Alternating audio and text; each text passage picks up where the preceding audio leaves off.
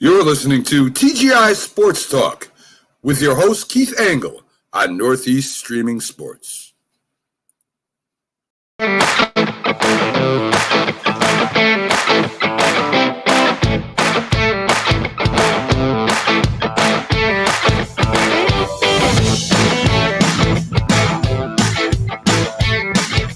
Good morning, everybody. Keith Angle for TGI Sports Talk. How are you today? Wintry day here in the Northeast, East Greenbush, New York. We're broadcasting live from still the first and probably only live streaming sportscast located from East Greenbush, hopefully. Hope you guys are having a good weekend. We're going to get some snow tonight, tomorrow, Tuesday. It's February in the Northeast. Sorry for the weather report. I want to thank my guest from Friday, Doug DeCinces. What a great interview with Doug. We talked a lot about his time replacing Brooks Robinson, his time with the Orioles and the Angels, and some of the great guys he played with, some of his playoff close calls in the playoffs, I guess I should say. But we had a great conversation. Look for that interview. It'll be posted. It'll stay live on the site for a long time. Also want to mention, as always, thank you to the groups that allow me to post to them. You guys are what drives the viewership. You guys are what drives the followers, and the followers have been really skyrocketing the last few months, last few weeks, months. Thanks in part to you guys, and also our affiliation with Northeast Streaming Sports, which we'll talk a little bit more about later with my special guest, Mac McGrath from the Mac and Jack Show on Mac Sports. He's it was his brainchild, and it's really, really coming together. We'll talk a little bit about that and some other things with Mac. I appear on his show all the time. I asked him to come on today just to kind of get his feel as well. So we'll have him on later. We'll talk more about. I want to get my comments in here. We'll talk. We're going to talk a little bit about the NBA. We're going to talk about the NFL. We're going to wrap up the Super Bowl. We're going to talk about college basketball quickly. Mets, Yankees. I think that's where we'll get into with Jack. So I'm going to hold the Mets and Yankees till Jack comes on at 10:15 after his show ends. Good morning, Dave Guyette. How are you today? Hope it's warm up there in Fulton County, Montgomery County. I can't remember which one you're located in now. I think from time to time you might be in both. So all my friends in Fulton, Montgomery County, you know who you are. Thanks for tuning in. Again, we'll wrap up the Super Bowl, some other football news going on, some of the awards, and then we'll jump into some other stuff. So add your comments as usual. No football after this. Well, we got the draft coming up. I will tell you, too, we're going to have a special. We're working on it now, the logistics. I think we're going to go live for the first round, at least, of the NFL draft. Yeah, Johnstown. That's what I thought, Dave. Sorry. So Fulton County. I know you lived in Amsterdam at one point. So, yeah, we're working on logistics of a live show from not from the draft, but we could have some coverage at the draft live. But we're working on the logistics of that. Working on a Final Four show for the Saturday before the Final Four.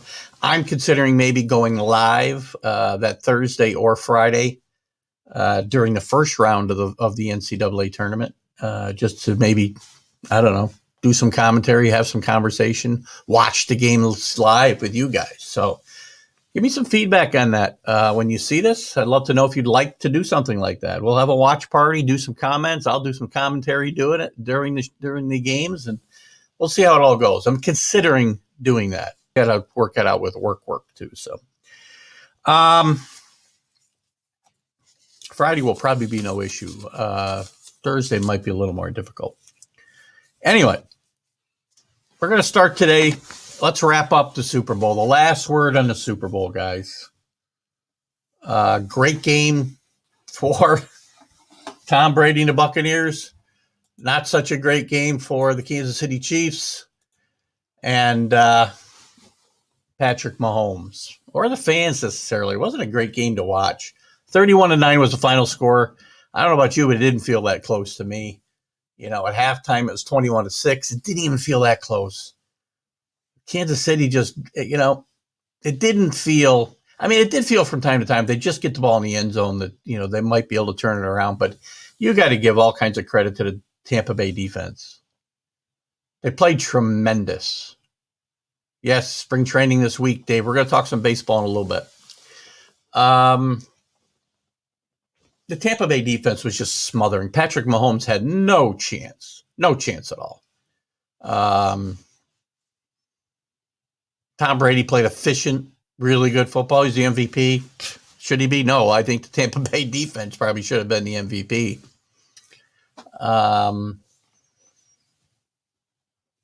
No big plays from the Kansas City offense. No big plays from the defense. No big plays from the special teams. Tampa Bay made every big play. Kansas City played sloppy football in the first half, especially on defense. Their offense didn't get it going, but their defense was horrendous. Penalty after penalty. And don't tell me about the referees, please. Enough. I'm not going to get into the whole thing again today. Watch my vlog from the other day. You want to hear me talk about referees. And look at those penalties. I bet Kansas City, every one of them was a penalty. Maybe one I could quibble with, but come on.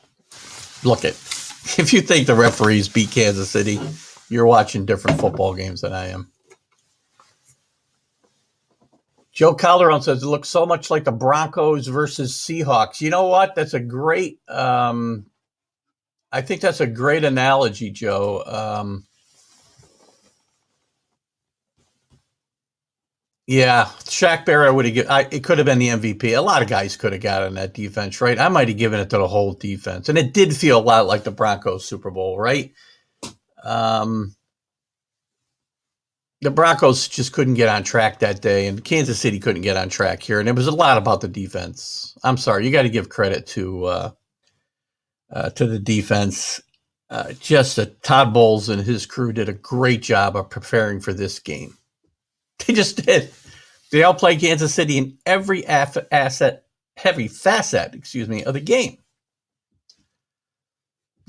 Whatever. Kansas City, I see tweets at halftime at, the NFL, people up in arms because the Chiefs set a record for penalties in a half of football in the Super Bowl. Well, guess what? Don't commit penalties and you don't set records for penalties. Oh, gosh, come on. Really. If you want to hear me rant, I'm not going to do it. I promised I was done with my rants about, people and referees and Tom Brady, blah, blah, blah. Stop it. Play better football. You beat the man. That's it. It's happened before. Giants did it twice. But this Super Bowl, guys, congratulations to Bruce Arians. Congratulations to Tom Brady. 7 Super Bowl. Bruce Arians, a lifer in the game, gets a Super Bowl victory. I've been very hard on Bruce Arians and Tom Brady early in the year, both. As a lifelong Patriot fan, as most of you know by now, I bet Kansas City in this game. I bet against Tom Brady 3 times in the playoffs. How stupid am I? They play great football. Bruce Arians and Tom Brady got on the same page when it mattered. The defense started to play like it mattered. Yeah.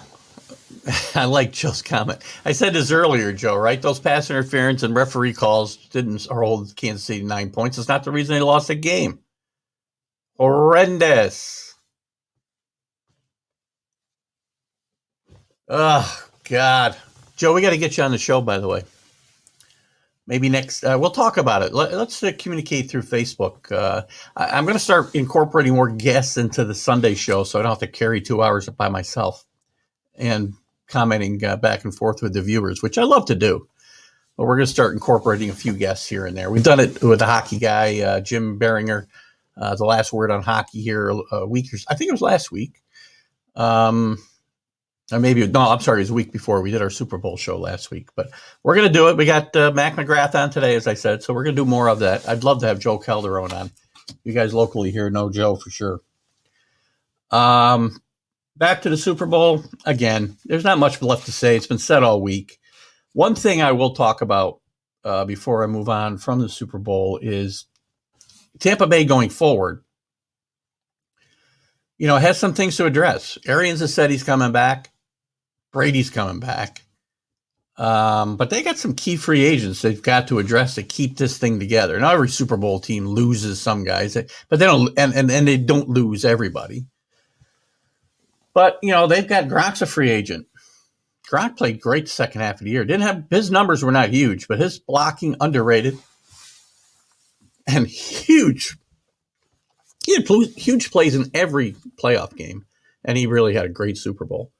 But he's a free agent. Fournette's a free agent. Antonio Brown, like him or not, I'm not his biggest fan, but he's a free agent. Godwin's a free agent, or Goodwin's a free agent. Who else? Barrett, who Joe just mentioned, is a free agent. David, two of their best linebackers, free agents. Sue's a free agent. Again, he seemed to play on a different team every year, so maybe that's not a big deal. You replace him. I mean, I'm not the biggest Sue fan in the world either, but again, there's some key free agents there, and there's some others too that they got to address.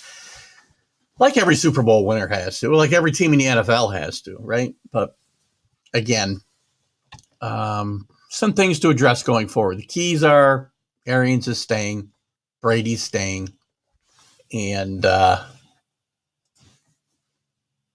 Tampa Bay will be back to go for 2 in a row, and Tom Brady will go for 8. I'll tell you what, Patrick Mahomes is probably the guy primed. If there's a guy, and I thought that he would win Sunday, as I said, I bet Kansas City. Patrick Mahomes and the Chiefs, I thought were positioned, especially if they'd won this Super Bowl, to maybe make some kind of run. I don't think anybody's ever going to surpass what Patriots did the last 20 years. I think I've said that 100 times. You can argue with me, but history says it won't happen. Specifically, it's possible. Kenny's got, oops, sorry, Ken. Good morning, Kenny, by the way. Ken Gifford, Rick Sherlock just joined us. Good morning, Rick Sherlock. Kenny says most of the free agents want another one and will sign short term. I don't disagree, but there are some guys that will jump for the money and long-term security. It'll just happen. They won't all come back, but I think they'll be fine. Again, back to Mahomes in Kansas City. If they'd won this game, I thought they were positioned to maybe. And again, losing one Super Bowl does not end a dynasty or a potential dynasty. Not that the Chiefs have one just yet. Patriots lost some Super Bowls during that 20-year run. But this is the team best positioned, I think, to actually make that happen. Still think the Chiefs' future is bright. It'll be interesting to see what happens next year. I can't get you off of there, guys. There we go. It'll be interesting to see what happens next year. I would not be surprised to see a rematch. I didn't give Tampa Bay their due all year. And now I have to. I tip my cap to them after this. I did not think they'd get it done, and they did. They got on the same page. They played better defense, and they pulled it off. And so congratulations to Tampa Bay. Congratulations to Bruce Arians. Congratulations to Tom Brady. Rick said he watched our pregame show that we did on the Mac and Jack show with all of the shows on the Northeast Streaming Sports Network contributing. I'm really happy that they did, and we had a great time that 3 hours, and I'm glad you watched it, Rick. I'm glad you had fun. We had fun doing it. So see what Mahomes is just a Fran Tarkenton born again. Disagree. Fran Tarkenton never won a Super Bowl. Patrick Mahomes has got arm strength Fran Tarkenton couldn't even consider having. And Fran Tarkenton was a great player. Don't get me wrong. But, Patrick Mahomes has now been to Super Bowls in his 2 years in a row and won one. Tarkenton did the same thing, never won any. And he's also performed well in the Super Bowl, which Tarkenton never had a good Super Bowl game that I can remember. Anyway, we're going to move on from the Super Bowl. Everybody's talked about it all week. I don't want to spend a lot of time on it. By the way, well, again, as I said, we'll have Mac McGrath on at 10:15 or so, and we're going to talk some baseball. I don't get a chance to talk to Mac about baseball. I go on his show every Friday morning about 9:15. We talk Patriots. Now we're on the Knicks and college basketball. He's got a lot of other guys that come on and talk about baseball, so I'm going to take today to talk a little baseball with Mac. Hello, Manuel Maldonado from Puerto Rico. Welcome. Braves fan. We'll talk a bit about the Braves a little bit later, Manuel, so stick around. Interested in your comments. We're going to get to that around 10 to 10:15 probably. Spend some time on the Yankees and the Mets, but the Braves will be included in that discussion about the National League East. So Rick's got me going easy, big fella. I don't know if that's for me. Oh, it probably is for me, right? Listen, guys, you know me now. I'm very passionate in what I believe. Well, I can't talk politics ever outside my house. Very passionate about everything I believe in. So I stick to sports to express those opinions publicly. So, again, I get passionate. Watch the blog. Yeah, I know. Oh, sorry. Geez, good grief. Sorry about that, Rick. I forgot Rick was a huge Vikings fan. Listen, I'm not disparaging Fran Tarkenton in any way. Great player. But I think Patrick Mahomes is going to be a much better player than Fran Tarkenton was. That's just my opinion. Anyway, for what it's worth, and again, my opinions have been blowing up in my face for a lot of this year. As many of you know. So look at my opinion on Tampa Bay. I didn't think they were going to get together, and they did. Let's discuss some of the awards, the NFL awards, guys. As we wrap up the NFL, we got a little bit of news this week. Let's start with the awards, and then we'll jump into a little bit of news and move on to some other things. The NFL MVP was Aaron Rodgers. I know Rick will not be happy to hear that, but Aaron Rodgers had a tremendous year this year. Packers fall short again. I thought they would actually. I thought they'd beat Tampa Bay, and it didn't come to be. Aaron Rodgers, I can't argue with it. I think it was a bit of an upset. I thought Patrick Mahomes was going to win the award again, but not to be. Can't quibble too much again. There's other guys that could have been in a discussion, but he had a great year. And let's see. Until his chalk job. I think you mean choke, but I get it. Maybe chalk means something I don't know. I'm not up on the lingo these days, gentlemen. Yeah, he choked. Well, the team choked as a whole. I can't blame. Again, you can't just give credit to the quarterback every time, as we discussed previously with the Patriots and Brady and Belichick dynamic. And I don't give all the blame to a quarterback when he does. I'll jump into Dave. Dave, bring that comment back when we get to the baseball. We'll certainly talk about the fans. He did choke in the playoffs. The team choked. Can't blame him entirely. But again, I blame the coach as much as I blame him. Some strange play calling. Offensive player of the year was Derrick Henry. What a machine. I mean, any team would love to have him. He is just, he's kind of an unstoppable force. There's you could stop him, but then I'm surprised they haven't done better. I'm not a big Ryan Tannehill fan. I don't know if I can lay this on Ryan Tannehill or not. Titans had some trouble with defense this year, and Vrabel's a defensive guy.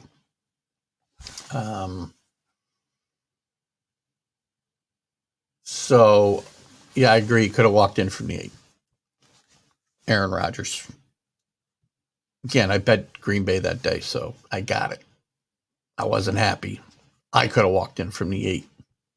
Well, maybe I had to get carried in, but Derrick Henry, I don't think there's any argument with his choices. Offensive player of the year, he's a great player. Tennessee's got some issues. I don't know why Mike Vrabel has a defensive-minded guy like Mike Vrabel has the issues that he has. But I'm going to talk a little bit about that in just a little bit. Defensive player of the year was Aaron Donald. Great player. I think there was a lot of people are in his camp. I think I don't think you can dispute the fact that Aaron Donald, God, Keith, get it together. Aaron Donald's just a great player. He's a game changer. And, the Rams defense was really good again this year. Offensive rookie of the year, Justin Herbert. I'm sorry. I think he set a record this year for touchdowns. Touchdown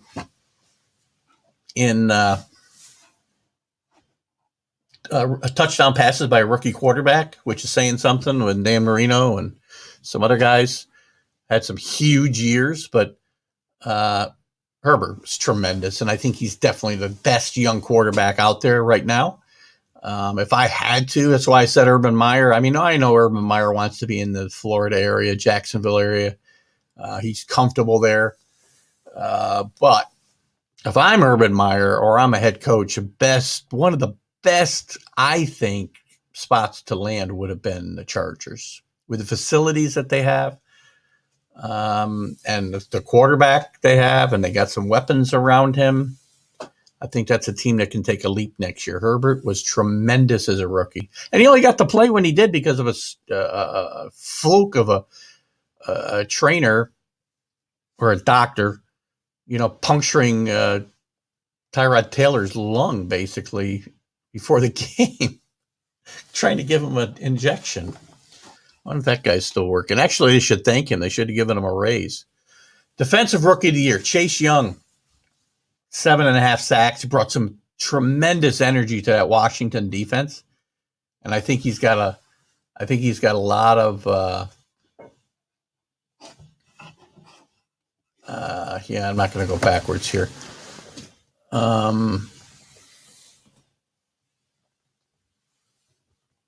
I think Young is just, he's a game changer too. I mean, you could have made an argument for him as defensive player of the year probably, and if Washington had won more games, he may very well have been. 7.5 sacks, 3 fumbles recovered, 10 or more. I'm not sure the exact number. Tackles for losses. Just a tremendous game-changing player. He's somebody you build a defense around, right? Just a great player. Comeback player of the year, absolutely no question. The minute he stepped on the field, Alex Smith for Washington was the guy. Alex Smith, the things that he's been through since he broke his leg 2 years ago now, it's amazing what he's been through, the perseverance and what he's done to come through and come back. It's been amazing. I'm going to try to do something while I talk to you guys, because I just remembered I forgot to send John or Mac an invite to this show. So bear with me while I do that at the same time as do this. So again, Alex Smith, oh my gosh. What a tremendous story. If you didn't see it, you guys, I don't know about you, I'm a huge 60 Minutes fan. And they did a piece on Alex Smith here a few weeks back that was just tremendous. And I have to tell you, really, really puts into perspective what he went through and what he even has to go through today. Take a look, watch this show. Go back if you have 60 Minutes All Access. Maybe you can Google it, find it on YouTube, just that segment. I mean, oh my gosh. His leg, it's amazing he didn't lose his leg with what he went through. And the fact that he's on a football field, it's a tremendous accomplishment. And I fear for him every time he's out there, unfortunately.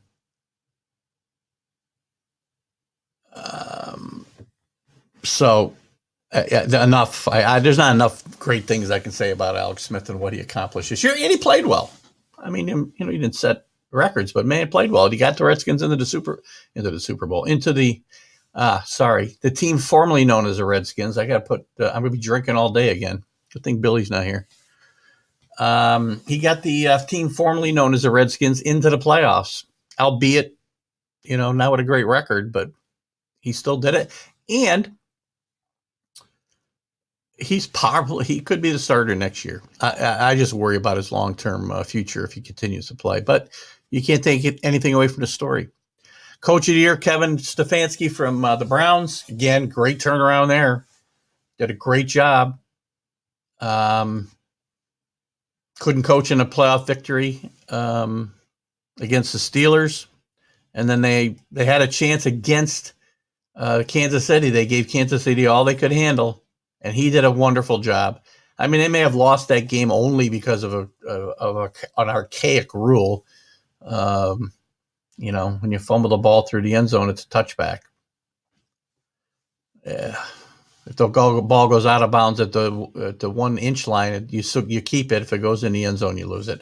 I think it's a ridiculous rule, but it is what it is. And again, as I tell you, you shouldn't put yourself in a position to lose. And again, the officials didn't blow that call. That's just the way the rules are. So what else?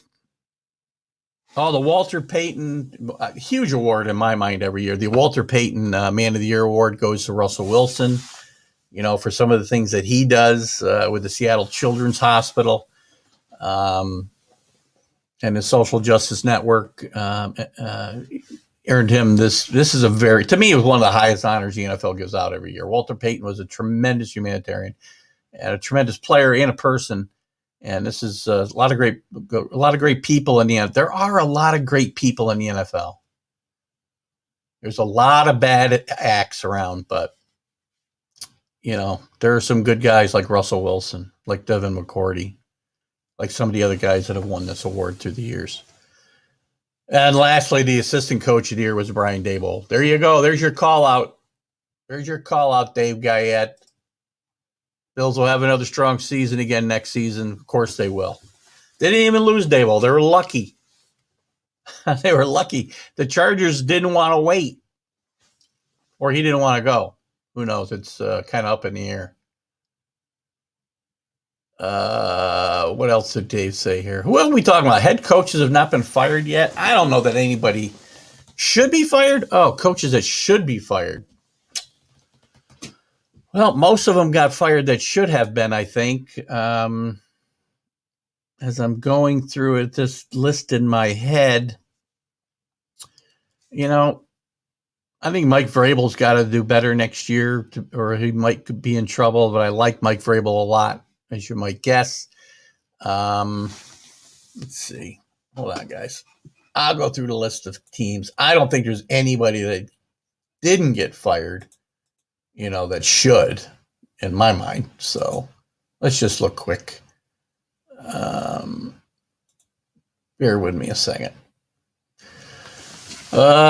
Bills, no. Jets, yes, fired him. Bengals head coach supposedly has had some troubles in the locker room, but you got to give him a chance. He lost his quarterback midway through the season, was playing well. Supposedly, as I said, there's some trouble in the locker room, but the guys he's got trouble with are guys that went out of town because they weren't playing. I can't fault him. I can't. John Gruden better put it together pretty quick, or John Gruden's going to be in trouble. Fangio's probably got to get it together and with the Broncos, but I'll give him another year. As I'm hitting the NFC East, Kenny Gifford thinks that McCarthy should be fired for the Cowboys. I don't know. Again, I got to give him a year. He lost his starting quarterback, a third of the way into the season. I can give him a pass this year. And I'll be honest with you, Dallas's problems are not the head coach. Dallas's problems are their GM is Jerry Jones. Jerry Jones shouldn't be GMing that team. Hire a real team, butt out, and guess what? You might win some Super Bowl trophies, Jerry. Moving on, I was a little surprised Mike Nagy kept his job with Chicago, but the finish they had saved him. Interestingly, that Mitchell Trubisky probably saved Nagy's job after Nagy had given that job away on Trubisky earlier in the year. Mike Zimmer surprised me a little bit. Rick Sherlock, you can weigh in here. I think you think he deserved a pass for this year. Again, a lot of guys probably got more of the benefit of the doubt because of COVID and whatnot. But I think Mike Zimmer is going to be on the hot seat next year for sure. Certainly nobody in the South. And no, that's probably about it. You know, those guys are not going to get fired. But, well, we don't know that, Kenny, because you can win. You don't have to have a great quarterback to necessarily win Super Bowls. It helps. There's lots of mediocre to good quarterbacks, and Dak is better than mediocre to good. Can't carry a team. He's not Patrick Mahomes. He's not Aaron Rodgers, but he's certainly in the top 10 quarterbacks in the NFL. And a lot worse quarterbacks than Dak have won Super Bowls. Trent Dilfer, Brad Johnson, Joe Namath. Joe's a very important player in NFL history, obviously. Dak's a better quarterback than Joe Namath, believe it or not. Yeah, I said it. Who else has won Super Bowls? I'm trying to think of some other guys. Jim McMahon. Dak Wilson's better than Jim McMahon. So again, you don't have to have a great quarterback. It helps to have a great quarterback to win the Super Bowl. It certainly doesn't hurt you. But a lot of great quarterbacks never won.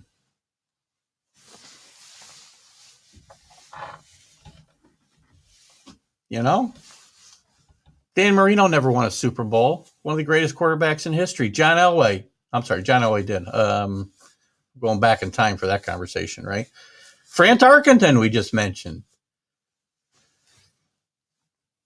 A lot of great quarterbacks never won Super Bowls. So you don't have, and a lot of mediocre to good quarterbacks won. So you don't necessarily have to have, I don't agree with this comment, by the way. Rodgers is one of the greatest quarterbacks of all time. You can't use your personal bias against guys, right? Rodgers is a great quarterback.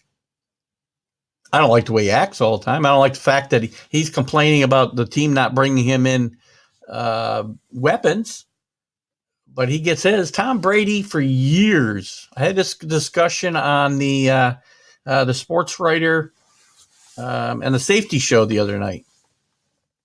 Tom Brady gave money back. Again, Tom Brady was not hurting for money, right? He still made a good buck, but he wasn't in the top paid quarterbacks for a lot of his career with the Patriots because he gave up salary. Did he get it in the long term? Probably. He's got a supermodel wife, so it doesn't, whatever. The money we're talking about, it's astronomical for most of us to even consider. But Aaron Rodgers wants his, but also wants them to bring in more people or better people around him. But Aaron Rodgers is a great quarterback. I can't say he's not a great quarterback. Rick does say that Zim gets a pass this year, which I agree with. Lots of good ones about the whole team around them. I agree.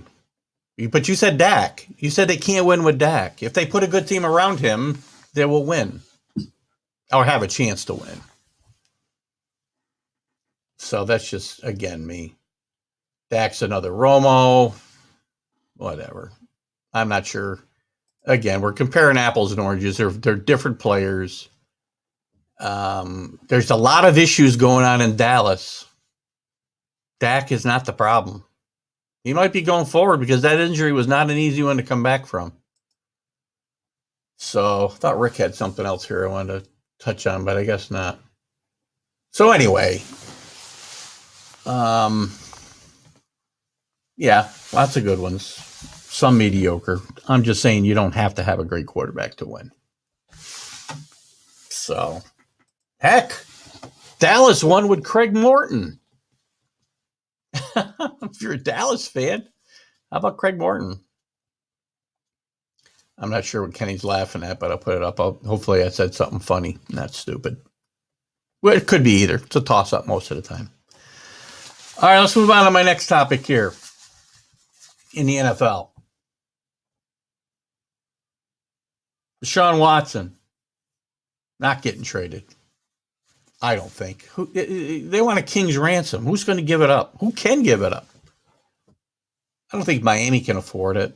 The Jets could, but then what are you going to have to build around? They want a ton. 3 first-round draft picks, a quarterback. I don't think Deshaun Watson's going anywhere, which does not leave a good situation in Texas, by the way. It leaves a very bad situation in Texas. So, he's smiling. I think Kenny, where's Rick Sherlock? I think Kenny's filling in for Billy today. That's a good thing, Kenny, by the way. I'm glad to have you aboard and contributing. I like the give and take, believe me. Guys, understand. I think I've said this before. Rick knows he's here. I get excitable. I disagree with a lot of the comments that get put up, but it's all in fun. I have a lot of fun. I was going to touch on J.J. Watts next. I don't think Deshaun Watson's going anywhere. Remember, J.J. Watts wanted out. Totally different circumstances, right? J.J. Watt's a 32-year-old defensive lineman, great player with injury issues the last three of the last 4 years probably. And Deshaun Watson's a 25-year-old franchise quarterback. Different situations. I don't think they're going to. Because they're not cutting him again. And Watts they just released.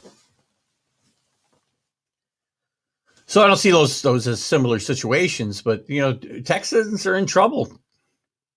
They're in a lot of trouble because either you get rid of your franchise quarterback and don't get fair value for him, or you don't because you're going to hold him for a king's ransom, and you've got an unhappy quarterback.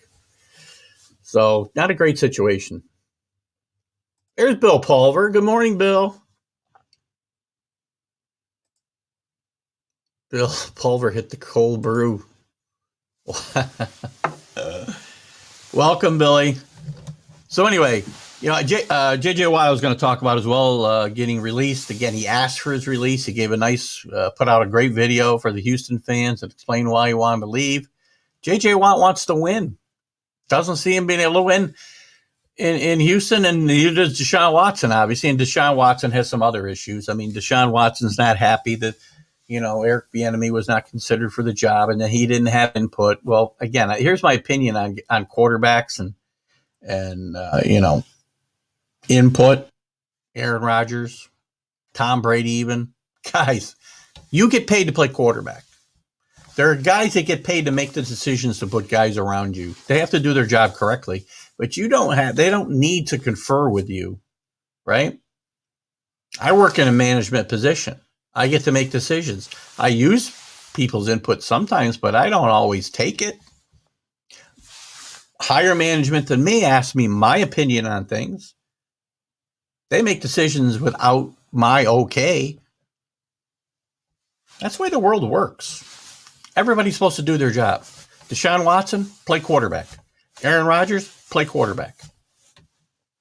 Tom Brady, play quarterback. Oh, Billy, that's sweet. Billy'd like to wish us all a happy Valentine's Day. So let's be nicer to each other today. Oh, gosh. Rick did say he was holding down the fort here. So is Frank Gifford in the room? Billy. Oh, Billy. Send Watson to Dallas with a number and win a number of Super Bowls. Well, you know what, Kenny? I'm not going to say that Deshaun Watson's not better than Dak. I didn't say, maybe. Maybe they trade. You know what? Dallas doesn't have the other stuff to trade. They don't have the draft picks. They don't have. This is what's going to happen. Any team that trades for him, if they give what Texans want, they're going to hurt themselves. Unless maybe Dallas would be a team that could survive that. They got some talent around the quarterback position. I don't know. Watson's really good. And Patriots will not be in play for him. I can tell you that right now. Bill Belichick. Where's Bill Belichick? He's not in the room either today, and he's probably on his boat about now. So, oh no, maybe not. It's a little cold where he boats.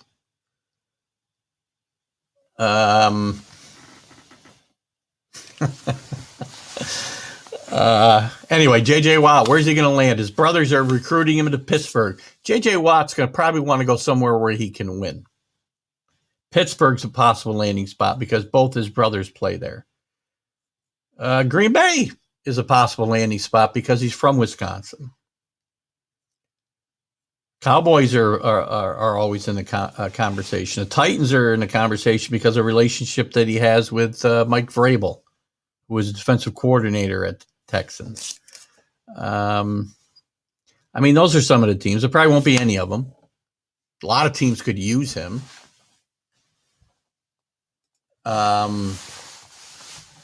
Frank Gifford was before your time, Kenny. Well, he was a little before all our time playing wise, wasn't he? But you guys are older than me. A little. Not a lot, a little. All right, we talked about Watson. We talked about J.J. Watt. How about Doyle resigning from the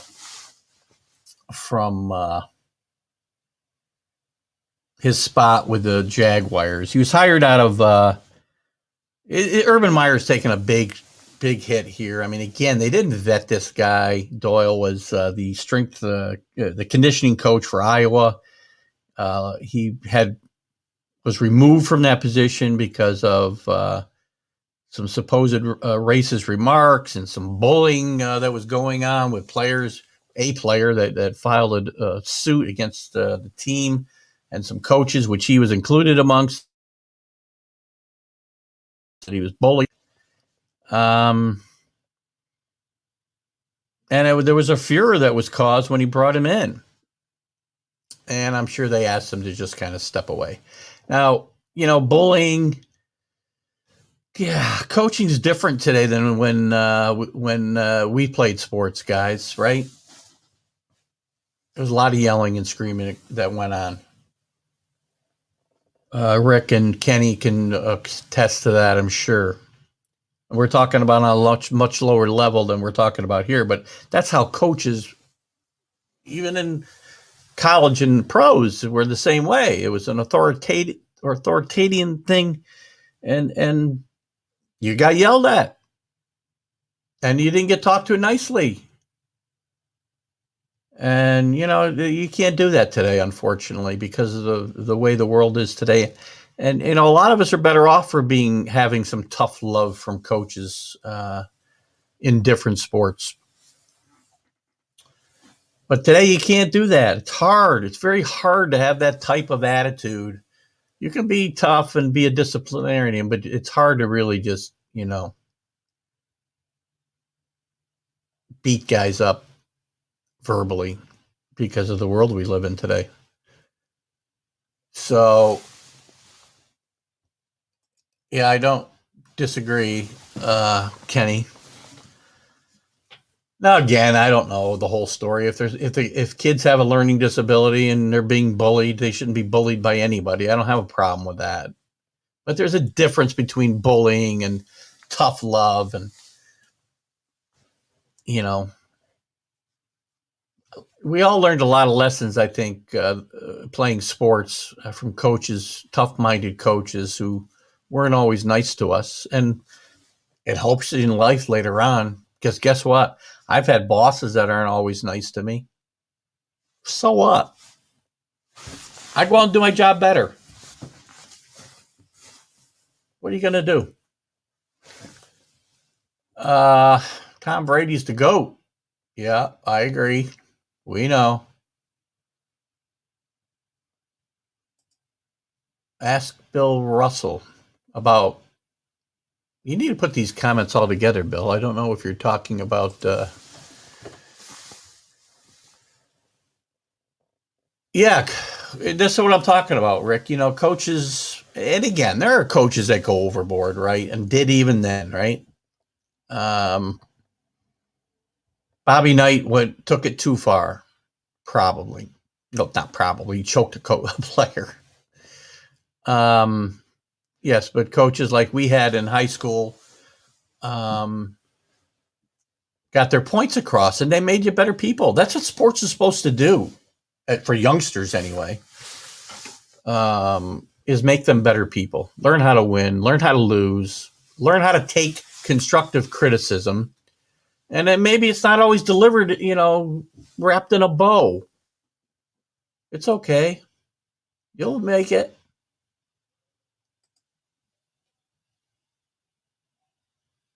Oh, boy. Don't get me going. We're not talking about... I promise not to talk about Tom Brady on this show anymore. Watch my blog. I'll say one thing. Tom Brady is not the best player of all time. Tom Brady is one of the best winners of all time. Go ahead, take him back 20 or 30 years, and if he plays with the teams like he played with, he probably would have won.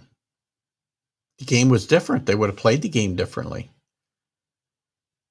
They got to hit the quarterback. I get it. The game's different, though. You can't compare. I'm not trying to compare. He is the greatest winner. By numbers, there's only a few people in the conversation. Tom Brady, Bill Russell, Yogi, Jack Nicklaus in an individual sport, and Michael Jordan.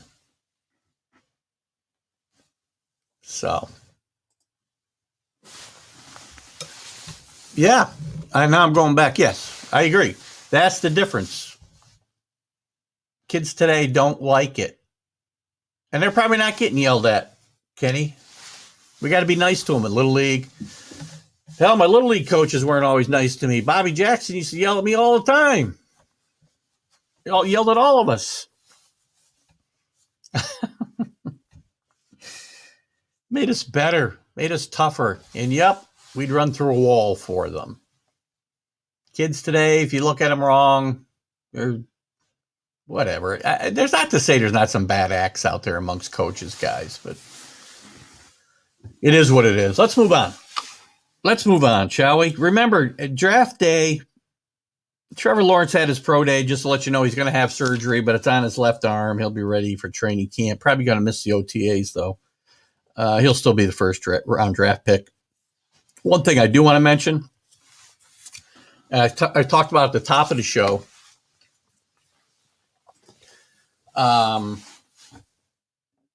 we're looking to do a live show draft night, at least for the first round, maybe the first two rounds. We're going to get together with Mac and Jack and some other Northeast streaming sports shows, and we're going to talk about putting together a show similar to what we did for our Super Bowl show, only we'll do it live during the NFL draft. So look for news on that, and also some news during the Final Four or the March Madness in general. I'm going to move on to a few things real quick because I will have Mac on here about 10:15 or so when his show ends. Hopefully he got my message that I sent him the wrong invite first. NBA real quick. Knicks won 2 in a row again. Not against great teams. Houston last night. God, can't remember who they played Friday night now. Oh, Washington. Not great teams, obviously, but the Knicks played really well. Knicks played really, really well. We're in control of those games throughout the second half. Did not even a couple of times in the last couple of weeks, even some games they won, they were blowing leads in the fourth quarter. But this time, the last couple of nights have been very good. They moved to 13 and 15. They're seventh in the East. They're the best team in the league on defense. They play defense and they play hard every night. And Thibodeau has been a great, again, like I said, he's changed the culture there overnight. I think Derrick Rose coming in, as I mentioned, again, I don't know if I mentioned it here because I guess I mentioned it in a spot I did for tape spot I did for Mac and Jack for Friday. Derrick Rose coming in here, I think, is a great move. He's got a great relationship with Thibodeau. He already has been a great inspiration or a great role model for the kids, for Quickly. Him and Quickly playing off the bench together have been tremendous. And he's taken Quickly and Barrett under his wing a little bit.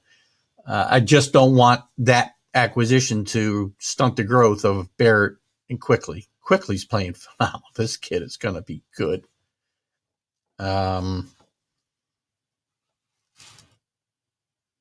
They did have a bit of a loss with Robinson getting hurt, breaking his arm or breaking his hand the Friday night, and he's going to be out 4 to 6 weeks at least. Hurts him a little bit in the middle, but they do have Gibson and Noel who have played pretty well off the bench. They don't expect a lot out of the center except the offensive rebound, which has been a problem for Mitchell. He wants to throw 3-pointers, which is a problem throughout the NBA, by the way. I'm going to throw a stat at you here in a little bit. And the Knicks are also talking about trading for Bradley. Oh gosh, Bradley Beal, leading scorer in the NBA. There's rumors that they are hot on his trail, that they may be all in this year. Now, I worry about that a little bit. I don't want to give up too many assets when you're not going to really be able to compete. The East is not loaded, right? Philadelphia's playing really good, but, the Bucks are struggling. They're a mediocre team. The Celtics are struggling. Toronto's struggling. Everybody's, other than Philadelphia, nobody's playing great in the East. The Nets are probably going to be the best team in the East. I'll get to them in a second. The one thing that worries me too is, again, I've talked about this week in and week out, is the playing time that Randall and Barrett have been putting up there. And Thibodeau just won't let up on these guys. I mean, in the fourth quarter of the Friday night's game, they're up by 20. Game's well in hand, and Randall's still out there for most of the fourth quarter with a game the next night. Got to start back and take the foot off the gas here once in a while. And, I love Thibodeau. And I love the fact that he wants to win every night, that it isn't okay to just punt this season and develop kids, which is why it's possible that they will go into, win right now mode if they continue to improve. They're only 13 and 15. I understand, but they've had a tough travel schedule here early in the year, as I talked about last week. So now they're getting fans back. Dave Guyette talked earlier about the Yankees will be able to have fans. We'll talk about that in a second. But the Garden's going to be able to have, just under 2,000 fans starting on the 23rd, I think, of this month. So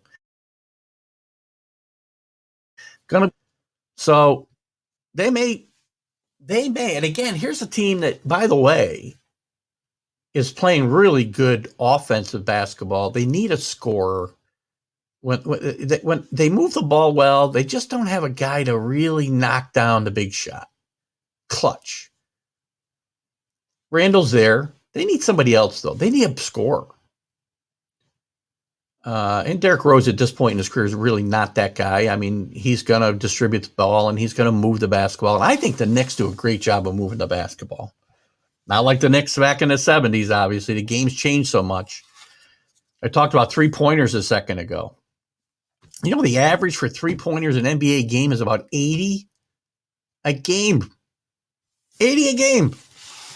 20 years ago, it was 13. And for most of the 90s, it was about 5 per game. Now it's 80. Half the shots that go up in an NBA game are 3-pointers. That's how much a game has changed. I don't necessarily like it. And if you don't have guys that make those shots, you're probably going to be undermanned. I think they need to do something to kind of adjust that. I don't know. Maybe it's a cyclical thing, and we'll get away from that.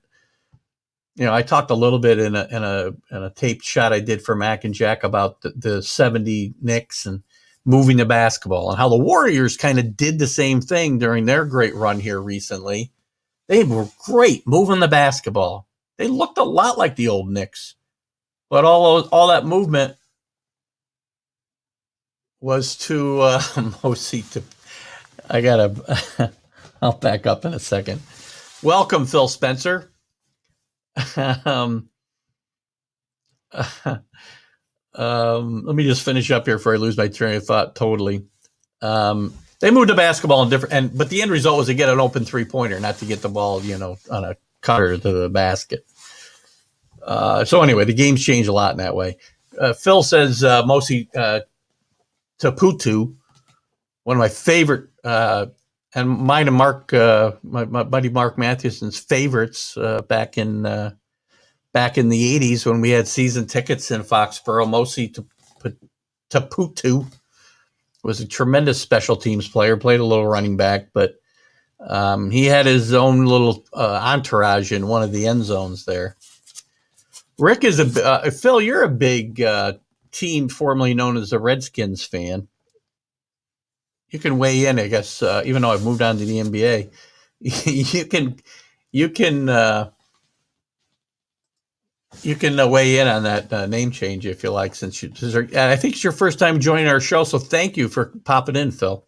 Phil, by the way, is big time in radio locally here for a lot of years, for those of you who don't know. So I'm glad to have Phil aboard to my very amateur hour show. Billy says, I'm going back to the 70s. How far am I going to go back? I go back as far as I need to. If we're talking 70s, Lost Sox Jets. But I moved on to basketball, though, Bill. So, anyway, Phil, back to Mosey. Tell Mosey I said hi. I don't know if you're actually with him. If you are, man, give him he was a great player. Back to the NBA a little bit. We're really losing it here. The Nets, by the way, I said are 16-12. They're in third in the East.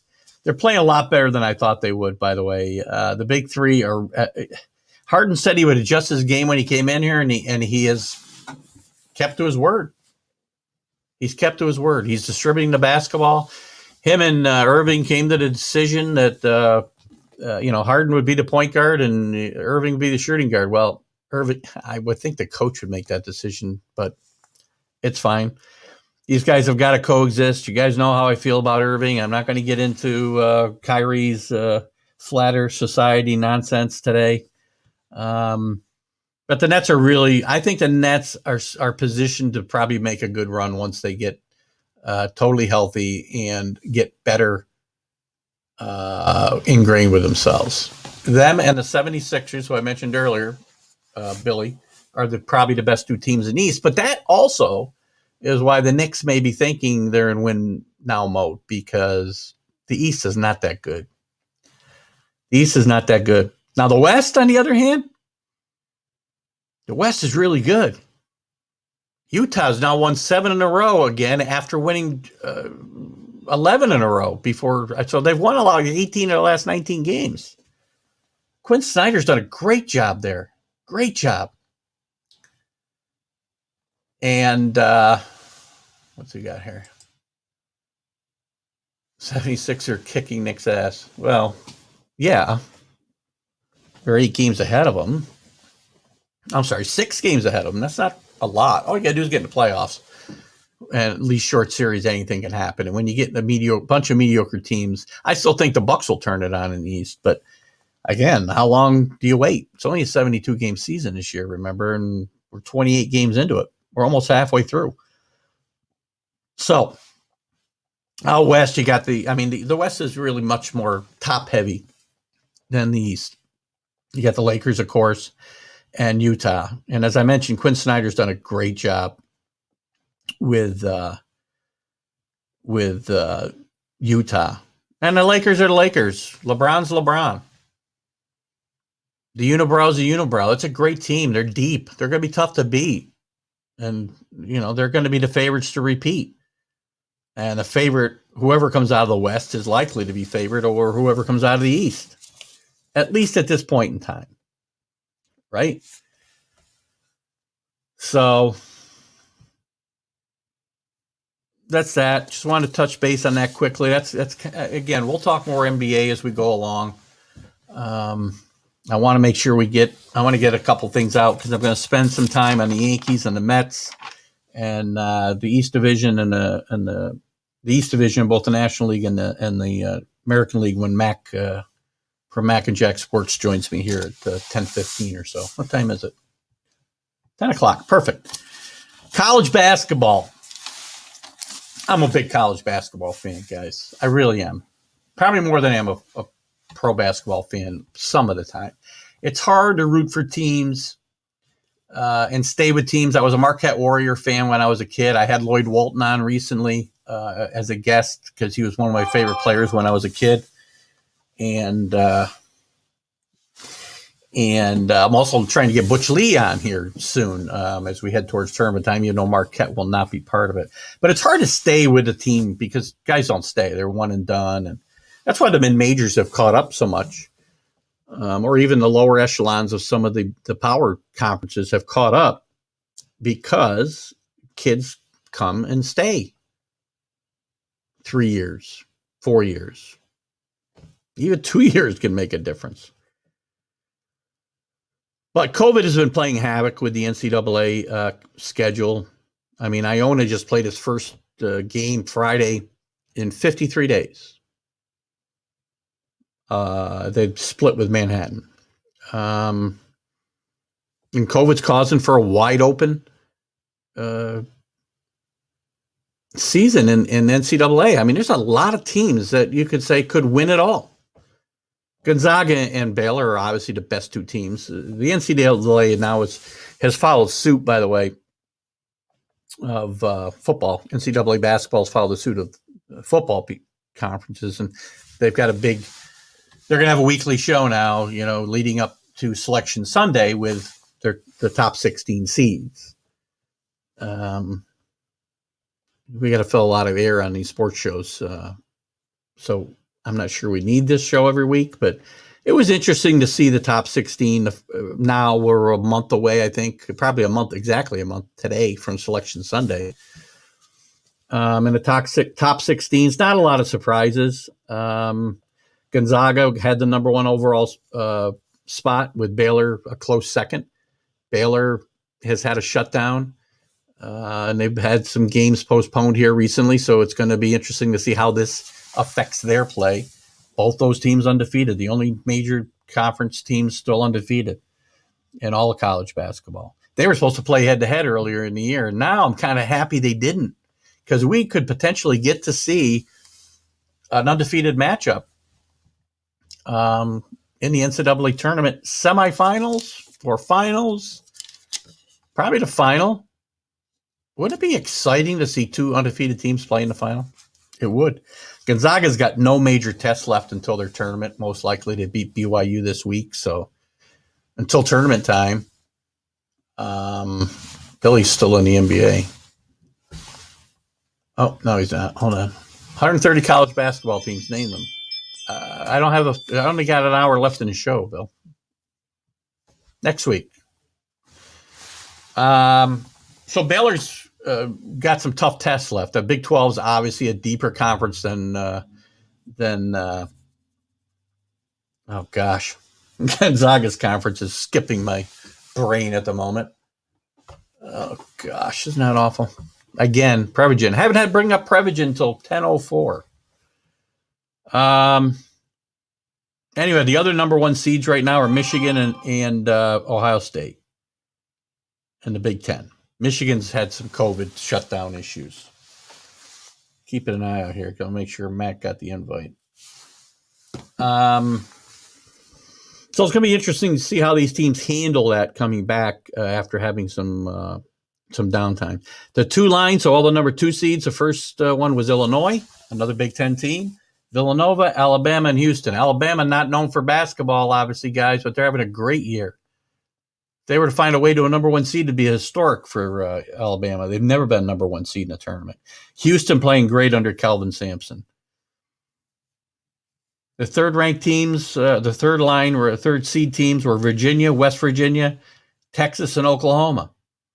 Texas was playing really well earlier in the year. They've been stumbling, also having some postponements or cancellations due to COVID. And then the fourth line was Iowa, Texas Tech, Texas. Oh, how come I got Texas? Oh, Tennessee's on the third line. Sorry. Texas is on the fourth line with Missouri. Iowa and Texas both were ranked much higher earlier. Iowa I like a lot. I got a soft spot in my heart for Fran McCafferty. McCafferty coming out of, not coming out of, but having coached here at Siena locally.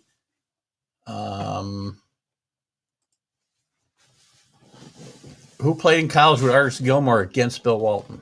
Jacksonville. I can't remember their team name, though. Sharks? I know it's Jacksonville. Oh, maybe I should. Maybe the question was for Billy. Locally, too, we got some teams that are still in play. Well, locally, I mean the Northeast. Seton Hall, St. John's. St. John's is probably on the bubble. Rutgers should be in. Siena's got a great chance of winning the MAC this year, although they've had some, again, starts and stops because of COVID. Most recently, the coach had it. Iona, maybe, in the MAC with Rick Pitino. Interesting story there, whether you like him or not. Rick Pitino is a great story there. Oh, a player who played with Gilmore? Don't know. You have to give me the answer there, Ken, as I keep going on here. Yeah, so we just talked about the top 16 seeds, and they'll change over the next 4 weeks, right? Some dark horses I have to make the Final Four, and I'm not saying these four teams will make the Final Four together, but outside of these top 16, obviously all those teams, any of those teams could win a national championship. I could see conceivably this year. I mean, Gonzaga is and Clarence Bubbler, 7-foot tuba player. Oh boy. Now I got to find some tuba groups to share the show to. Mike Jordan. Mike was known as Mike Jordan when he was a high school senior. Anyway, some dark horses I have for the NCAA tournament making the Final Four. Florida State, playing really well in the ACC, played really well last year. Lionel Hamilton's done a great job there. I believe you can. I'm going to check it out, too. I love stories like that. So Florida State playing really well under Leonard Hamilton. Had a great year last year as well. Before the tournament got canceled, they were one of the top seeds. They would have been one of the top seeds. Rutgers, who's really got off to a slow start, but it's playing really, really well. Again, they were in a great position last year before the tournament got canceled. USC is another team out west, I think, has got a shot to be a dark horse and do some damage once we get to tournament time. And I can't read my last. Isn't that awful? I had a fourth guy here. Oh, Arkansas. Can't read my own writing, but Arkansas. Playing really good basketball in the SEC. So, any of those teams could be dark horses to make the Final Four, but I think you're probably going to see some, teams that are not blue blood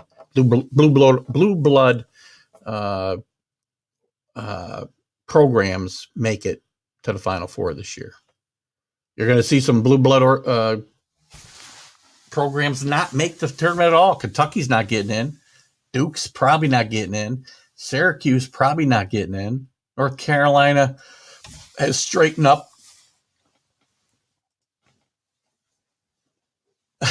Artists couldn't draw a straight line. Oh, welcome, guys. This is the Billy Pulver that we all know and love. Oh, my God. Some bad puns and all. So, Anyway, Carolina's probably straightened out their season enough to get a bid. There's some other blue bloods too that are really struggling this year. So it's going to be a wide open tournament, and I think anybody could win. The biggest problem I see, and I'm going to talk to Dick Hoops Weiss is going to be my guest next Friday live at 8 a.m. We're going to talk a lot about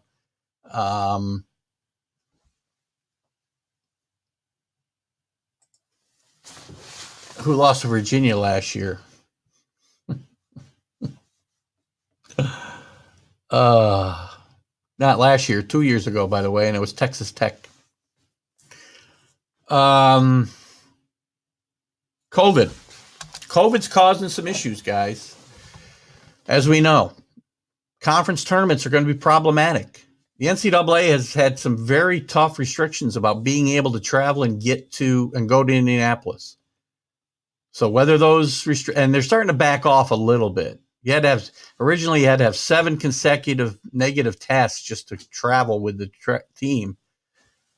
Or the team couldn't travel with you. Everybody had to test negative. Now they're lightening up a little bit, and they're saying, if you have positive tests, you can still, depending on the circumstances, still come to Indianapolis, where the whole tournament's being played in Indianapolis, by the way. So,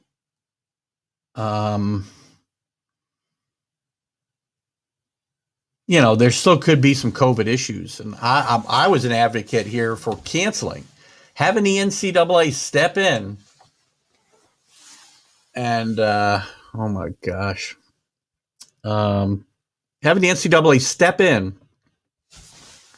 I got a message here. Linda messaged me. Hang on. Mac will be here in a few minutes, so I want to finish up this college part. I was a big advocate for the NCAA stepping in and saying regular season champions get the automatic buys, just so there's just no problems with the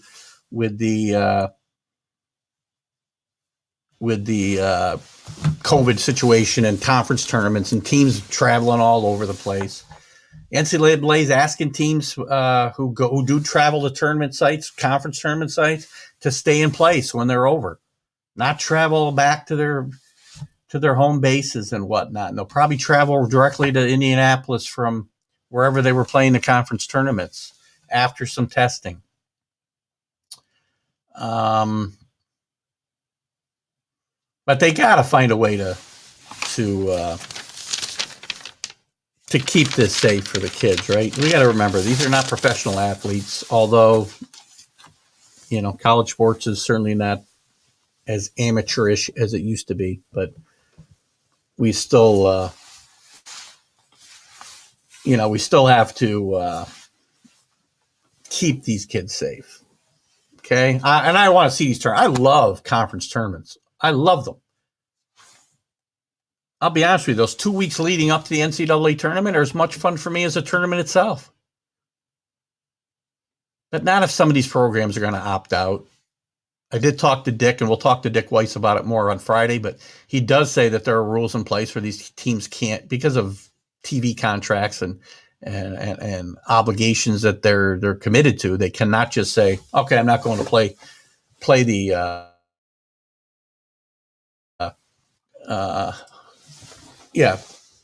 playing the conference tournament. I want to say safe and go to the NCAA tournament. They can't just do that.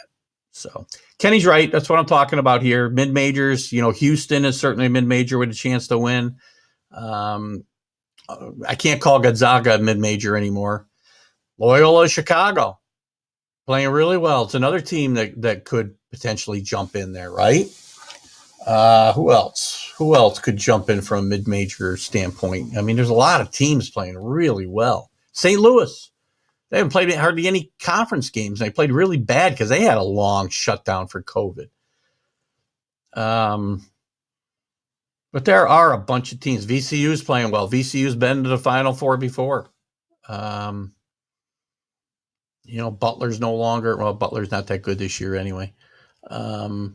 Got to watch out for that AAC. Just like in football, they go pretty deep in basketball. So Anyway, we're waiting on Mac McGrath from Mac Sports, Mac and Jack Show, to join us here soon. I do have a highlight coming up for him. We're going to talk about Major League Baseball a little bit. I'm going to start jumping into it a little bit right now. And we're going to talk about the Yankees and the Mets, and we're going to talk about those divisions and still where some problems still lie for these two teams potentially. And let me just clear a little stuff up on my screen here so I got a little better. There we go. So let's talk about the Yankees real quick. You know, the Yankees, again, they're going to go as far as their starting pitching takes them. Got some questions behind Garrett Cole. They took a chance on Kluber. They took a chance on Italian. Then you got Jordan Montgomery, and you got Debbie Garcia. Severino may be back at midseason. They're going to go as far as just pitching. Two things: the health of the pitching staff. The health of the pitching staff and the performance of the pitching staff, and the health of Judge, Hicks, Stanton. The outfield depth doesn't excite me a lot, right? They still haven't re-signed Gardy, and I don't know that they should. You know, but right now, I mean, the only guy they got back, they got Mike Tauchman is the only backup outfielder with any major league experience. Tyler Wade can play left field, but you know, they still got some questions there. There's questions about Torrey's defense at shortstop. There's really no choice now but to play him there. Urshela was hurt a little bit. I'm not sure what his health situation is. Hopefully he's fine. After considering trading Volt, they did not do that. And sorry, I said Volt again. Luke Voigt. I'm glad Drew must not be with us today. Kenny wants a pitcher's mound raised back. That's interesting. You know, let's get into that. I'm going to get into it when Matt gets on. I don't want to talk about the changes yet, but that's a change I wouldn't mind seeing, Kenny, to be honest with you. The problem is the offense sells, right? It's video game baseball. Strikeouts are, you know, who cares if you strike out 180 times a game? Nobody cares, or a year. Nobody cares.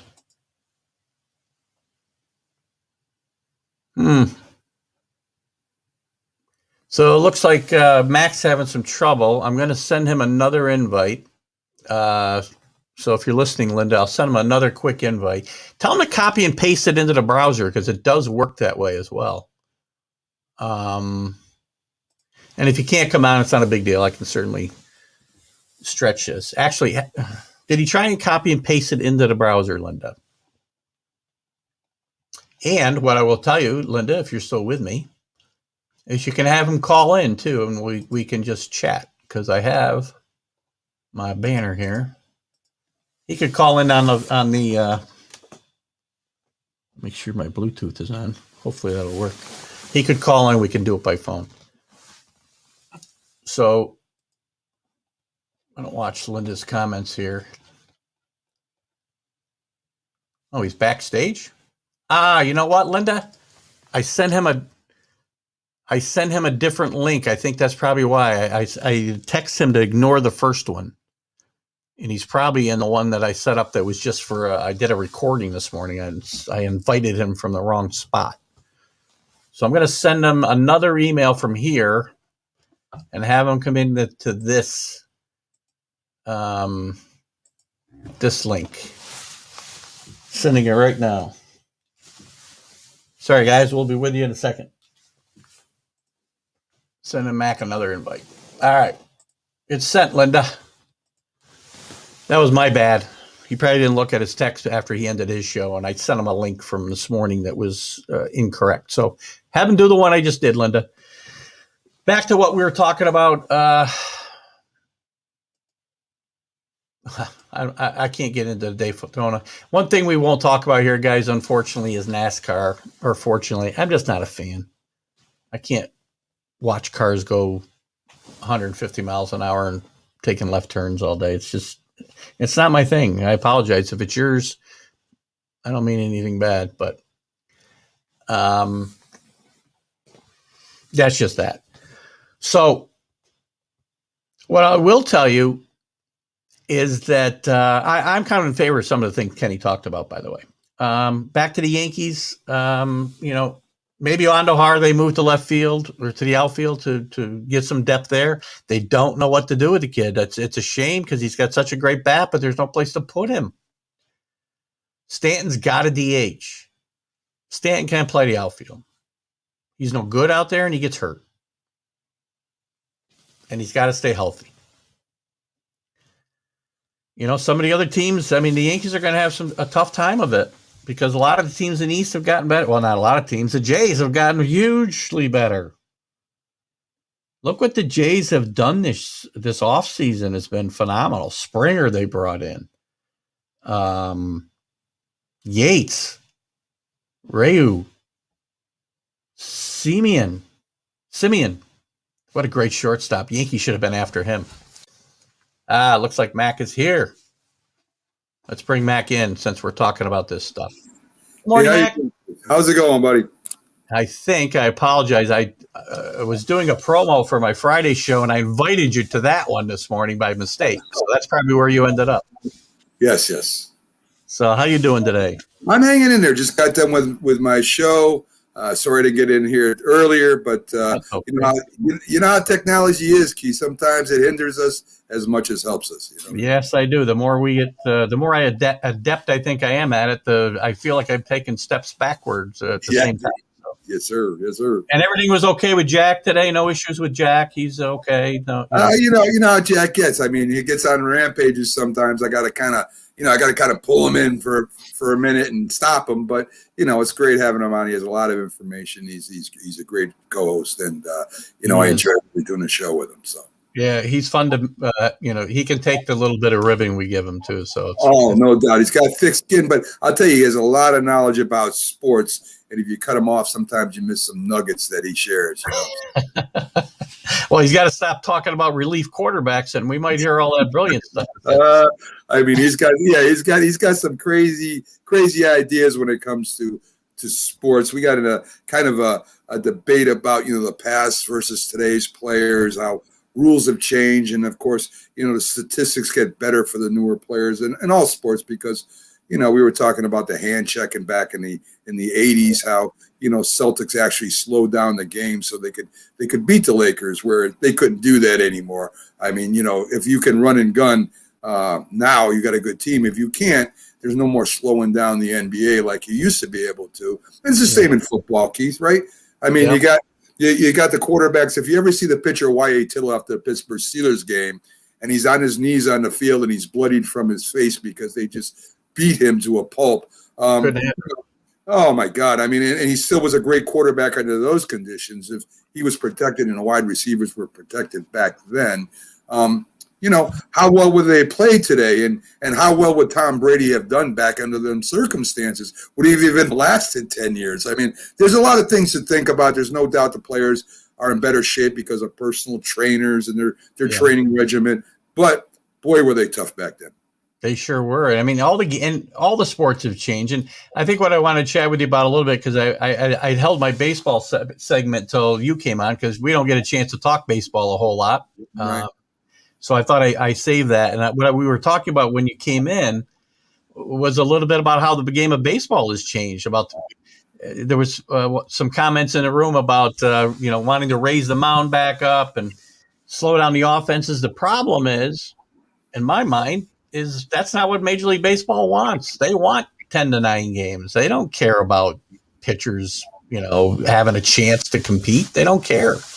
That's what's right. 100% right. And if you look today, is there any more nibbling on the corners, right? The pitchers of the past who were control pitchers, don't really have a place like they used to, right, Keith? I mean, they're throwing 100 miles an hour and you're either striking out or hitting home runs because the offense is geared to hit home runs now, and small ball is gone. And I mean, it's a totally different game, as you said, than it was back then, too, with the rules changing, running over the catcher. You could do sliding into the second baseman. Is kind of, it's kind of frowned on now more than it used to be. There's no more bunting, hit and runs. There's no more. God, yeah. They wanted to string Utley up in the courtyard when he took out the Mets second baseman 3 or 4 years ago. And I can remember Hal McRae knocking Willie Randolph into almost to the left field warning track, for crying out loud. And that was fine. That's just playing hard. Yeah. It's. I mean, I don't know what the managers are thinking. I imagine if Billy Martin was around today and he got. Just imagine the fantasy, right? Billy Martin, one of the greatest field managers there was, won with a bunch of teams besides the Yankees. And he brought small ball to, say, the Orioles or to the Royals. Could they do better than they're doing now, right? Could they do the hit and runs? Could they do the double steals? Could they do, could run aggressively, make the defense, put pressure on the defense? There's no more pressure on the defense anymore, Keith. You know what I mean? I agree. And there's a lot of talk about more rules change. We'll get into a couple of the rules changes or the things that haven't changed, I guess, since last year. But one thing that really annoys me is, everybody shifts, right? And they want to put in rules to eliminate the shift. And I think it's unnecessary to put the rules in if the players just play the game the way it should be played. If there's 100%. Not somebody positioned over here, hit the ball there. Yeah, Yeah. I mean, you want to pull it and try to squeeze it between 3 players that are, 5 feet away from each other, which is ridiculous, right? There's no third baseman. If you can't hit down a third baseline or bunt it down a third baseline, you probably should be playing Major League Baseball. I agree. Everything's changed as far as that goes too, Keith. And again, if you had some of the managers from the past that depended on small ball, maybe they could win a few more games if they played it today. Frankie says it's weird to see you on a different show. Yeah, I rarely do this, Keith. I did this because you're a great friend of mine. You got an unbelievable show, and I did it with one other show before, and I really don't do that this much because a lot of work goes into running the show. You know how that is. Oh, I know that. I appreciate coming on, but I also have a ulterior motive. Later, we'll do some pushing of Northeast Streaming Sports a little bit too. Sounds great. Again, what we were just to finish up what we were just talking about. I think if a manager comes like Billy Martin comes along and says, this is the way you guys are going to play, you won't have to worry about the shift, right? It'll go away by itself. Right, exactly. At least against them, Keith, right? At least they know that, hey, these guys ain't scared to lay down 3 bunts in a row if they have to get somebody on base. And this, I agree with you 100%. You're gonna make a rule so you can't shift to do what? Isn't there enough scoring already? I mean, what does that really do? It doesn't do anything. And that's why people like DJ LeMahieu and batters like that are very important to still have around the league that can go to the other fields. Yeah, we don't need rules that fundamentally change the game. They're trying to. I mean, again, I guess I didn't even get it last year, to be honest with you, and they're doing it this year again because of COVID, supposedly because of COVID. It's trying to shorten games, starting the 10th inning with a runner on second base. It just fundamentally changes the game. That's not how we played the game for 120 years. Why do we need to do this? 7-inning doubleheaders. I agree, Keith. And how about those teams that can come back in the later innings, that can, come back after the 7th inning and score 5 or 6 runs off a reliever? You take that whole aspect out of the game. So, I mean, maybe the players want to get it over with and get some sleep. I have no idea what's going to happen. Well, I guess I understand I understand the logic sort of behind the 7-inning doubleheader while we're in this pandemic time, right? Because they fear there's going to be a lot more doubleheaders because of postponed games and whatnot. But you know what? Do something to expand the rosters so that you can, between games of a doubleheader, you can change your roster and have plenty of pitchers available. I mean, look at if the game hadn't changed so much and we used 10 pitchers on a side a game, we wouldn't have this problem anyway. That's the truth. Talking about a huge change in baseball, right? I mean, you had the pitchers going 9 innings, sometimes 12 innings, and pitching the next doubleheader game too. So again, here's how times have changed and how stats are really not measurable to past and different eras and the future coming up, because the game's going to change again, Keith. There's going to be something else where they try to improve the game, which to me, when you start fixing something that ain't broke, you end up with doubleheader 7-inning games. I got to tell you, one of the first guests I had on when I started my show was Kevin Kernan from the New York Post, and we talked for an hour basically about why are we fixing something that isn't really broken. You know who it's broken for? People that aren't baseball fans. Right. Well, the casual fan doesn't matter to me. Again, it matters to Major League Baseball because they want to sell video games and they want to sell hats and shirts and everything else. But you lose the integrity of the game in my mind. And not only that, Keith, you think about it, right? The way they're losing fans is not because of the game changing fundamentally. It's changed. There's more less young fans. Let's put it that way. We're like the last generation of the real baseball fans, if you think about it, right? The World Series is on later. There's a lot more late night games. The minor leagues got shut down. This is where all the families go to watch their first baseball game. So, and Major League Baseball has just cut some of those minor league teams out where they're not supporting them anymore. And when you're a kid and you can go see a baseball game for $10, grab some food, have a great time, see a guy, maybe get an autograph, that's where the fandom starts. It doesn't start at 10 o'clock at night, if you know what I'm saying. Agreed. And that affected us here locally in the Albany area. We've had a rookie league team that was affiliated with the Astros for the last 20, 25 years. Right. They cut them loose. So they have found they're going to go into the independent route because they've got a great facility here. And there's a lot of young kids that can go there. They play, 5:00 Sunday afternoon games, and it's a great atmosphere for the family. Exactly. And, Major League Baseball is just losing sight of, like you said, you're not going to get young fans. That's why young fans go to basketball. And in my mind, it's the way the game is just marketed wrong. And I don't know. Yeah, well, Keith. One other thing on that, right? I had a author on the show, Armand Rosamilia, and he spent the whole season with the Jumbo Shrimp, and he had total access to the minor league team. And he made a valid point. Okay, up here in the Northeast, we got a lot of professional sports. We got a lot of sports going on. But out in Kansas or out in North Dakota, where these minor league teams hold communities together, I mean, they don't have the pro sports, right? Good point. So how are you going to introduce your children, or how are you going to get new fans if you're going to close down these community centers? Yeah, it's a good point. It is. And Kenny Gifford says it's all about sport money, and it's been for a while, and that's not going to change. But you can have a balance of the games being about making money and also entertainment at the same time. Definitely. So what about, while we're on it, I mean, I was happy to see that they decided not to continue with the expanded playoffs. I think it was watered down way too much last year, and almost all the other sports are watered down to some extent already.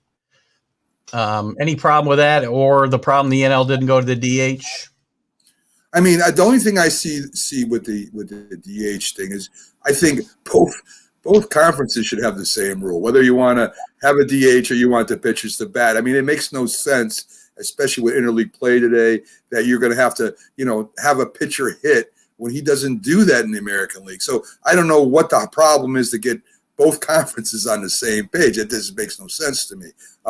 It does add a position, of course, having an extra DH. I would think the union would go along with that. But again, it's just there's certain sports, Keith, that are more together than others. Baseball is probably the worst, right? They've had the strongest union. They're ready to strike. They air all their dirty laundry more than any other sport. And they always divide the fans between the owners and the players. And, how many games do you want to play? You have 162 game season. You got a wild card team in there already. So you want to, after a full season, what do you want to do? You want to have, another round that lasts 2 months? I mean, either cut back the games and go the NBA route, or just leave it the way it is, and let's see who really the best team is by playing the season out. Well, I'm a big proponent of the 162 game schedule and not so many teams in the playoffs. There's more than enough the way we play it now, for sure.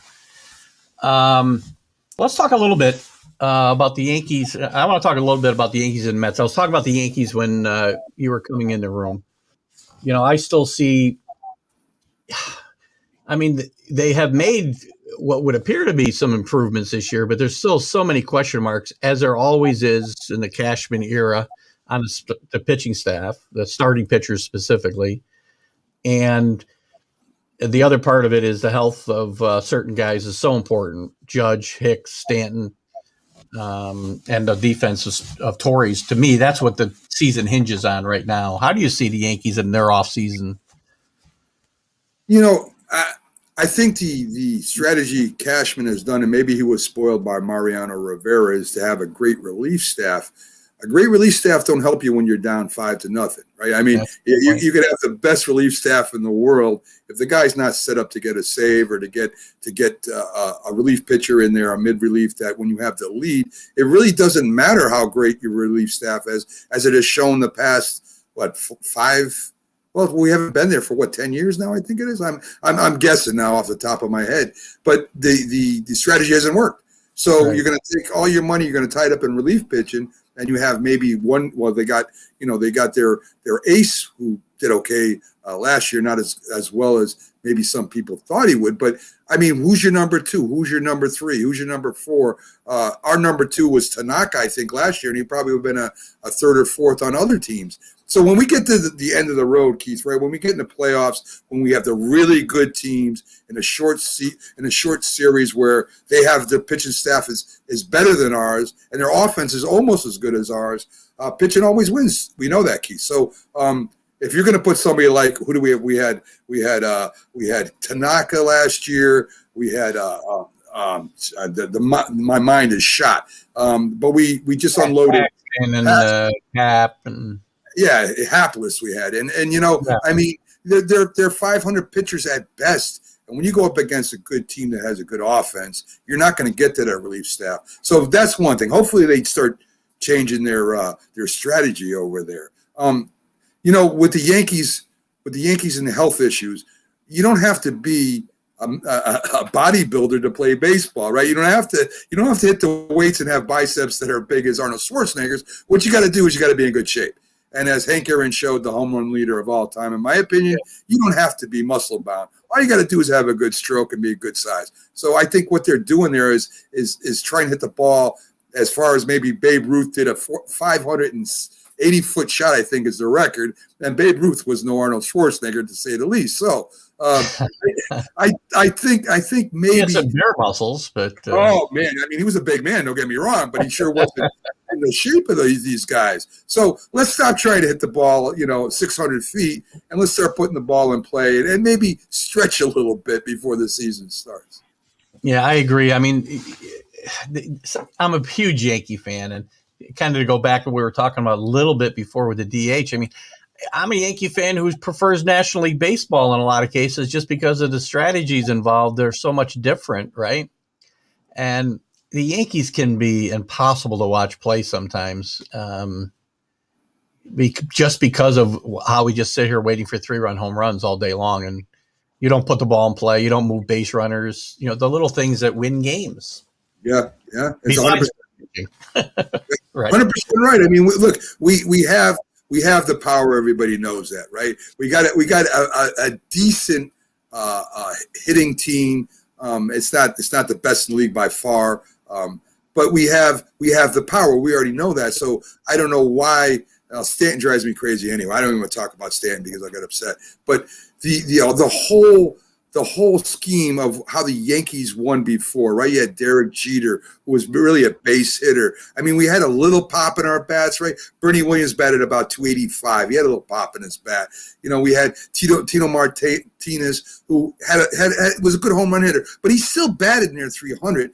Great on defense too. And we had these players that stepped up. I think Barocious hit like 30 home runs, but batted 300. So, I mean, we were a scrappy team back then. We weren't full of power. We have no left-handed power in our lineup at all. I don't know what the hell they're thinking about there. Excuse my language. But, I mean, you have the short porch in right field. It's built for left-handed hitters. Why we have no left-handed hitters in the lineup, I have no idea. So Lindor was one that we could have got that we didn't get. So I really don't know what the Yankees' strategy is going forward because they sure aren't making moves to show me anything. No, I think it's a little odd. You know, I was also a big proponent of moving on from Gary Sanchez last year myself. I just think he's regressed so far, so fast, and he's got so many bad habits, both behind the plate and at the plate, that I don't think you're going to fix this guy. And I was surprised to see them bring him back, but Cashman didn't have much good to say about him here last week. So what do you think happened there? You had McCann, they didn't out there who was a really good catcher, solid catcher defensively, offensively. You have Realmuto out there that could have been what got. I mean, I don't know what they got in the farm system, but I imagine other teams have decent catchers or perhaps future stars at catcher. But I didn't see them even search for one. So I don't know what they're thinking either. I know Sanchez has power again from the right side. But when you're batting 212, you can hit 30 home runs every year. It really don't matter. Yeah, it doesn't. I mean, those big, that one big home run a month doesn't do you a whole lot of good, I don't think. I don't think so. And when your ace doesn't want to pitch to him, that's another problem. Exactly. 100% right. I mean, defensively, he's probably one of the worst. Well, not probably the worst in the league right now as far as top teams go. Yeah, and the rest of not the rest of the division, but the Jays have gotten really good. I mean, the Jays are going to be tough bringing in. I was talking just as you came on. They're bringing in Springer and Simeon and the Yates, the closer. There was a couple other guys too. I mean, they've really improved. Well, maybe the Rays have gone backwards, but the Rays always find a way to compete too. Hey, listen, the Rays aren't a slouch, Keith. I mean, they'll be in there. They got rid of the playoffs, but they'll be in there battling. I mean, listen, the Blue Jays right now, to me, probably the favorite to win that division. And it hurts me to say that because, of course, I would agree. I'm a lifelong Yankee fan, so I was with them when Roy White was their best player, and that was it. So, I mean, back in the late 60s, CBS owned them. The Yankees were terrible. They were the laughing stock of the league, basically. So, I mean, I guess every team steps back. I mean, CBS ruined the Yankees back then, and maybe right now, maybe the Steinbrenner offspring is starting to ruin the Yankees. But I guess we expect to be in the World Series, fighting for it every year. That's what our what we think we should be. And there's a lot of teams that don't even get there, Keith. So that's a good point. I mean, at least we're in the playoffs every year, right? Right. For the most part. So, right. Just to change gears real quick, and I don't know how much I know you're a big Yankee fan, so I'm not sure how much you've even talked about the Mets so far this year. But with their new ownership and Steve Cohen being there, obviously strategy in place, and it's kind of Steinbrenner-ish in a way. Yeah. They're throwing money at everybody and everything. But I think the Mets, for everything they've done, bringing Lindor in there, I think was a great move. But to me, if they don't sign him, it's a bad move because they traded all their future shortstops, right? Yeah. And they got the same problems the Yankees have with the starting pitching. Well, I mean, I think the Mets are a little bit better in their starting rotation, Keith. Their relief staff is what's let them down the last couple of years. I mean, that was my other point. Yeah. I mean, that's what's really destroyed the Mets. I mean, I've been following Mets. My grandfather was a huge Mets fan. My first 1969 World Series I watched, and I always liked the Mets. I don't, the Yankees, of course, I'm a fan, but the Mets I always have followed. The Mets, I think the Mets have probably turned themselves into maybe the favorite to win the East this year in the National League. They got a great catcher now. They really, I think Cohen is getting people, but he's doing it smart. I mean, they went after Bauer. I think they dodged the bullet there. I'm kind of glad they didn't get Bauer because I think he brings a lot of issues with him. But if you look, they got a Cy Young Award winner. Their bench is good. They're a great hitting team. They hit over 300. They just got to start driving in runs.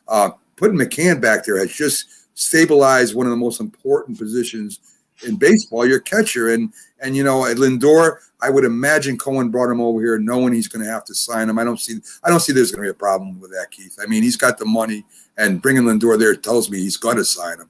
So, I mean, they've improved, but very smartly. And I think they're a legitimate shot to take a run at the World Series this year. Yeah, the one place I would disagree with you is on the starting rotation, because I don't think I think there's as many question marks there as there is with the Yankees. I mean, Carrasco has been a good pitcher in the past, but he's struggled recently. Stroman hasn't lived up to his potential the last couple of years. And then you got a couple question marks afterwards, and you're waiting on Noah Syndergaard, similar to the Yankees are waiting on Severino to come back in midseason. And I just think there's a lot of questions mark there, especially when you don't even have a bullpen to back you up like the Yankees do. That's true. I mean, I see Stroman. I think Stroman's going to kick it back in gear this year, Keith, and that'll give him a good 1-2 punch. I mean, they don't have a pitching staff say equal to what Atlanta's was last year, or maybe even to the Dodgers right now. But I think if you look at Stroman and you do have a question with the other one, I think the Mets in the East anyway, I think they got to be considered the favorites at least. And with Cohen there, who's he going to pick up? Who's he going to pick up? Who's he going to trade for? I think the Mets are in really good shape this year. Yeah, to me, their major competition there, and the team I like in that division is the Braves. Because they have got pitching, and they've made a couple of pretty key additions, and adding Morton to the staff, and Ozuna they signed here recently to play the outfield. Well, maybe to play DH originally, but he's going to have the outfield now. Yeah. So I think that might be their major competition. So, but it's going to be interesting, I think. Yeah, you're definitely right. I just think the Mets offense this year, as long as they can drive in runs, I mean, their offense has improved from last year. And I think their team batting average was like 312 or something like that. So we'll see if they can drive in the runs. I see taking a huge step backwards in that division, unfortunately, is Miami. I just don't know how they're going to compete. I don't know how they did it last year. Donnie did a tremendous job there last year, Don Mattingly, for you non-Yankee fans. I mean, they didn't make any significant moves. They're relying on kids and inexpensive talent again, and I don't know if they can keep up even the pace they did last year. You got a good point. I think right now, of course, Miami doesn't have the money that some of the other teams do, and that's how they've always worked. I think that with the young players there, Keith, I think they're looking to build through the farm system like they've done in the past. Again, you don't know what they're going to do when free agency or trades come along. If they're in position, maybe they make their move. But, a lot of teams, Keith, I was just talking about this before. A lot of the small market teams, I think if Major League Baseball continues going this way, and I consider Miami a small market team, believe it or not. If they continue down this route, you're going to have like 10 super teams in each league, right? And they're going to play a round robin to see who goes to the World Series, because it's not you see the Dodgers spending all this money on Bauer. They really didn't need Bauer. I mean, listen, they're a contender. Them and San Diego out there in the West. So there's going to be one or the other. And with the wild card, probably both of them get in. So they go out and they sign Bauer. None of these teams can do that. Kansas City can't do that. Baltimore can't do that. Miami can't do that. Even Tampa Bay really can't do that. They don't draw like that. So what concerns me about what may happen to Major League Baseball maybe in the next 10 years is you're going to see the teams combining like there's been talk of, or you're going to lose some of these small market teams. And I think Major League Baseball, if they're smart, they take steps to avoid that. Now, I don't know if that requires a salary cap. I don't know what it requires, but something has to be done soon, or baseball's going to change like you've never seen before. Yeah, well, they think they have a cap now, but does Steve Cohen care about paying a luxury tax if he goes over the cap? I don't think so. Yeah, we're not talking about penalizing. We're talking about that's it. Everybody agrees. Yeah. And it was supposed to be that way, right, Keith? When they started this and they said, well, we're going to do this, but we won't go over that. Well, of course, the Yankees went over it. The Red Sox went over it. I mean, of course they're going to do it. They want to win the World Series. They want that gate money from the playoffs. So, I mean, you can't trust the owners. They can't trust each other. The union's strong. There's a lot of stuff Major League Baseball has to straighten out.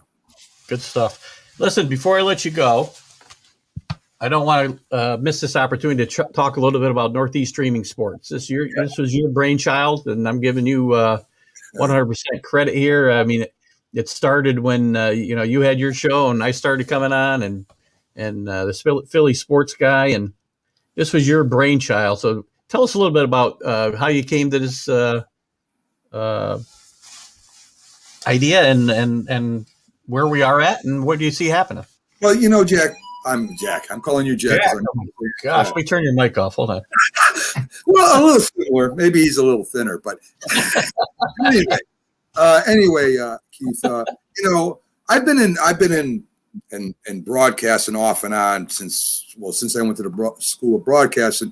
I was on what was called American Radio Network when I first came out of there, and basically it's what we're doing, but a little different. I was on Worldwide Sports, another network that does what we're doing over there. And basically what we're doing, but we're going to do it better. Basically what we're doing is we're taking all these podcasts that we've searched, me and my producer, Linda. We research by getting guests, right? So we see all these podcasts and we see thousands of these sports podcasts kind of roaming around out there in internet land. And there's some really good shows and there's some shows that are, but I thought that if we brought them all together in one place, stay independent, you run your show the way you want, I run my show the way I want, but bring them together is together to have one place where people can go look at this and to go together forward by getting on different formats.